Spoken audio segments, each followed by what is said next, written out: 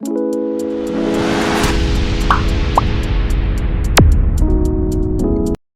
दोस्तों, स्वागत है आपका आज की क्लास में। आज हम सीखेंगे कि जनरल एंट्री कैसे की जाती है और क्यों की जाती है। जनरल एंट्री स्टार्ट करने से पहले आपको अकाउंट्स की बेसिक क्लियर होना बहुत ज़रूरी है। इसके बिना आप अकाउंटिंग प्रॉपर तरीके से नहीं कर पाओगे। तो इसके रूल्स है जो मैं आपको भी आगे बताऊंगा। फर्स्ट क्वेश्चन हमारा ये आता है कि जनरल एंट्री क्यों की जाती है। तो इसका रीज़न ये है कि वो सारे ट्रांजैक्शन जो ना ही परचेज सेल से रिलेटेड है, ना ही पेमेंट और रिसिप्ट से रिलेटेड है, तो उसको अपन जनरल एंट्री में करेंगे। जैसे एक्सपेंसेस की एंट्री हो गई। अब ये ना तो परचेज में जाता है ना सेल में जाता है और रिसिप्ट पेमेंट में भी नहीं जाता अगर ये उधार है। तो अगर पेड कैश कर रहे हो आप तो इसको डायरेक्ट आप कैश पेमेंट में डाल सकते हो, लेकिन ये अगर उधार है तो इसको आपकी जनरल एंट्री ही करनी पड़ेगी। ऐसे ही कोई इनकम हो रही, कैश डिस्काउंट हो गया या फिर कोई अदर इनकम हो गई, आपका इंसेंटिव का हो गया, तो वो आपको जनरल एंट्री में ही करनी पड़ेगी। इसके लिए अपन जनरल एंट्री करते हैं। सेकंड क्वेश्चन आता है कि जनरल एंट्री कैसे की जाती है। जनरल एंट्री स्टार्ट करने से पहले आपको इस अकाउंट्स के 3 बेसिक रूल याद करने ही होंगे। इसके बिना आप अकाउंट्स नहीं कर सकते और ना ही जनरल एंट्री कर सकते हो। फर्स्ट रूल आता है आपका कि debit the receiver and credit the giver.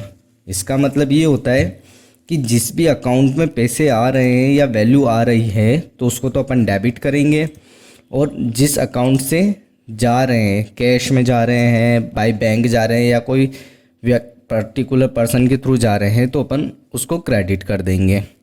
ठीक है। देन सेकंड रूल आता है debit what comes in and credit what goes out.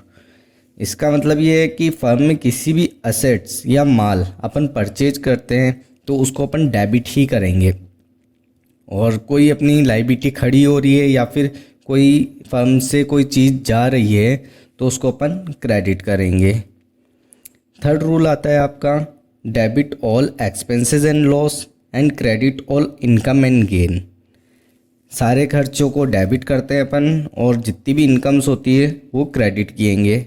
Expenses का बैलेंस हमेशा डेबिट होता है और इनकम का बैलेंस हमेशा क्रेडिट होगा। ठीक है। ऐसे ही असेट्स का बैलेंस हमेशा डेबिट होता है और लायबिलिटी का बैलेंस हमेशा क्रेडिट होगा। तो चलिए स्टार्ट करते हैं आज की क्लास की जनरल एंट्री कैसे की जाती है।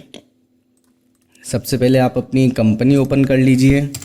ठीक है। वाउचर में जाके F7 ये जनरल एंट्री होगी। अब जैसे मेरे को कोई खर्चे की एंट्री डालनी है। उधार में मैंने एक्स फर्म से कोई मेंटेनेंस का खर्चा है तो उसको अपन ने इसमें एंटर करा। अकाउंट क्रिएट कर लो, मेंटेनेंस एक्सपेंसेस। ठीक है। ये इनडायरेक्ट एक्सपेंसेस है। एंटर करके सेव कर दो। ठीक है। कितने 2000 का है। अब इसमें अगर अपन ने इसको पेमेंट अपन ने कैश में करा होता तो F5 करके यहाँ पे कैश डाल के मेंटेनेंस एक्सपेंसेस में अपन डाल सकते थे। 15,000 रुपये डाल दिए तो ये डायरेक्ट मेंटेनेंस एक्सपेंसेस में चला जाएगा। बट अपन ने इसको पेमेंट नहीं कराई है, अभी तक ड्यू है, तो इसकी एंट्री F7 जनरल में होगी। तो मेंटेनेंस एक्सपेंसेस खर्चा है, खर्चे का बैलेंस हमेशा डेबिट होता है तो इसको डेबिट कर दिया अपन ने 15,000 टू। अब किससे अपन ने ये मेंटेनेंस करवाया उस पार्टी का नाम ये आ जाएगा। जैसे XYZ कोई पार्टी है, उससे अपन ने ये मेंटेनेंस कराया। ठीक है। ये अपने लिए क्रेडिटर हो गया क्योंकि अपन को इसको पैसा देना रहेगा बाद में, तो ये अपनी लायबिलिटी है। तो लायबिलिटी का बैलेंस हमेशा क्रेडिट होता है तो सन्ड्री क्रेडिटर में चला जाएगा। कंट्रोल A करके सेव कर दो और इसको एंटर करके सेव कर दो। ठीक है। ये तो होगी खर्चे की एंट्री। अब ऐसे कोई कैश डिस्काउंट आया, जैसे अपन ने किसी भी पार्टी से माल परचेज करा। ठीक है। तो उसके बदले में वो अपन को कोई कैश डिस्काउंट दे रहा है, तो उसके लिए पहले तो उस पार्टी का नाम डेबिट करो। डेबिट इसलिए करना है क्योंकि अपनी इनकम हो रही तो इनकम को तो अपन क्रेडिट करेंगे, और कौन दे रहा है, पार्टी दे रही, तो उसको अपन डेबिट कर देंगे। जैसे ये राज ऑटोमोबाइल है, ये अपन को 1500 रुपये का कैश डिस्काउंट दे रहा है, तो राज ऑटोमोबाइल को अपन ने डेबिट कर दिया टू डिस्काउंट का लेजर नहीं बना हुआ, बना दो। डिस्काउंट अपने लिए इनडायरेक्ट इनकम है तो इनडायरेक्ट इनकम में जाएगा। कंट्रोल A करके सेव कर दो। ये हो गई अपनी डिस्काउंट की एंट्री। थर्ड आता है कि असेट्स परचेज की एंट्री कैसे की जाती है, वो भी मैं बता देता हूँ। असेट्स अपने लिए, असेट्स का बैलेंस हमेशा डेबिट होता है, तो अपन को क्या करना है, यहाँ पे फर्नीचर एंड फिक्सचर,